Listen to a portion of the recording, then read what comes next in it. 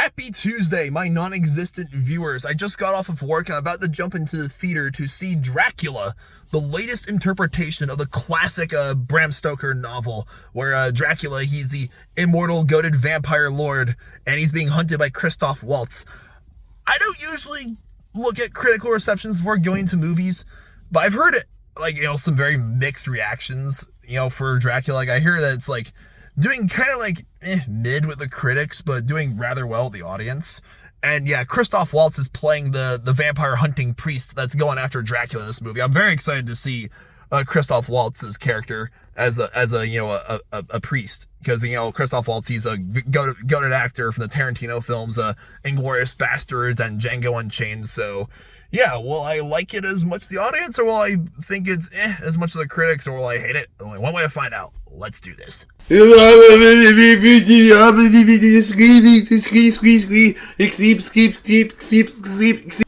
days later, guys, I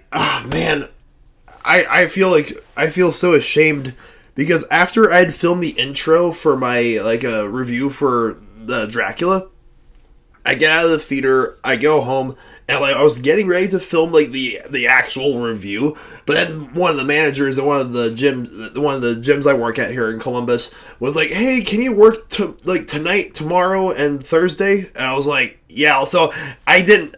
I had to get there to avoid on time to avoid traffic. So it's I was like, I'll just film the rest of the video tomorrow. But it's so many shifts have been popping up at my job lately, so I've been the one. It's I had a really busy work week, but busy is good. It's very good to stay productive. My apologies for not putting this portion, piecing this video together completely sooner. It's just today's Valentine's Day, and my girlfriend and I saw Goat as part of our Valentine's Day. And I figured I could just do a double review. So this is going to be the Dracula portion of the Dracula review portion of the video, that is. And then the video will end with my Goat review. So yeah, I saw Dracula, and I gotta say, overall, I think the film is okay. Just keep it straight to the point. I did like Christoph Waltz's character as the vampire hunting priest. I love Danny Elfman's score, right? You can't really go wrong with Danny Elfman, especially for horror movies or spooky themed movies like this. And the film did have some pretty entertaining action scenes, but overall, I think the tone is just so inconsistent. The film was I think it's 2 hours and 9 minutes long, and it felt shorter than that in some scenes and way longer than that in others. There's portions of the film where I was just straight up bored by how slow the pacing was, and it was just some scenes were kind of frustrating to sit through. And then there's sway.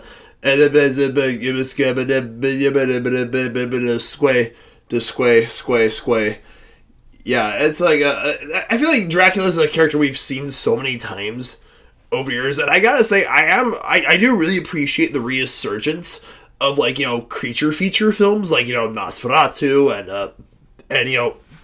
I still haven't seen Guillermo del Toro's Frankenstein, but it's up for Best Picture, so I love Del Toro, so I gotta check that one out when I get a chance. But I gotta say, I do appreciate trying to reimagine Dracula, and again, this resurgence of these kinds of films. But I feel there's just better options for you out there than this one, honestly. So I'm giving, like I said, Dracula, it's okay. I'm giving it a 4 out of 9 stars. It's a meh film. All right, now let's talk about Goat. This was one of the most anticipated animated films of the year. It's because Sony Animation has been on such a roll ever since Into the Spider-Verse back in 2018. It's the same team is making a new movie. This is an original animated film. It's not a sequel or an adaptation or a remake. So I hope people support animated films like this. And Goat, as someone who's not a sports fan and doesn't really follow sports, and henceforth doesn't really watch sports movies that much, I was really intrigued by the film's premise. Hey, a fantasized animal-themed version of basketball with this roar bar. I think the way this film really shines is the variety of settings and the stadiums, the places they play this game in with different environments. They're from Vineland, the main character, the goat in this movie, with his teammates. There's the rainforest, there's a desert, there's a cave, there's icy places, even like a volcano like arena at one point. It was just like, oh man, a lot of really interesting eye candy and like and the animal puns, which again, nothing we haven't seen before in animated films with talking animals, but there were so many like well-timed jokes that, like, as someone who's been wanting to work with animals my whole life, I was like, ooh, like that was really good, or that was really funny. And like, it was neat seeing like all the different like it's just the whole like variety of characters you see throughout the film, both like the titular goat character and like his two best friends, and like this and Jet the Black Panther, who's like his idol. But like there's a lot of different themes. It's not just an underdog story or an undergoat story in this case. There's the themes of like, hey, legacy, and and characters like having to retire sooner, even though they really don't want to, and think they still got it, and like all these, or just like rivalries and things like, because the goat is like, he gets laughed at first for wanting to play Roarball because smalls don't ball. You saw that in the trailer. But I will say this: the film is an hour and 40 minutes long. It feels shorter than that, and there were some scenes where I really hoped that they would just like not rush as much. I feel like there's some scenes that just like went by a little too quickly than others. It's funny. My biggest gripe with Dracula is that the pacing was too slow in some scenes. Well, my only real gripe with Goat is that the pacing was a little too fast. Funny how that works. And there's some product placement in this film like that just really was like, I know Sony's kind of notorious for like sponsoring products in all their movies, but like, hell, even the Spider-Verse movies did that. But like this time I was just like, hey, DoorDash, or like it just like right in your face. But otherwise, we had a great time with Go. It was like, it had like all the things that we liked about, like the animation is fabulous. Once again, like it's the same team who brought us Spider-Verse, and it definitely draws obviously like it's from the same studio. It's like very reminiscent of like the low frame rate animation that you see that's like been popping up in a lot of films ever since 2018 when Into the Spider-Verse was released.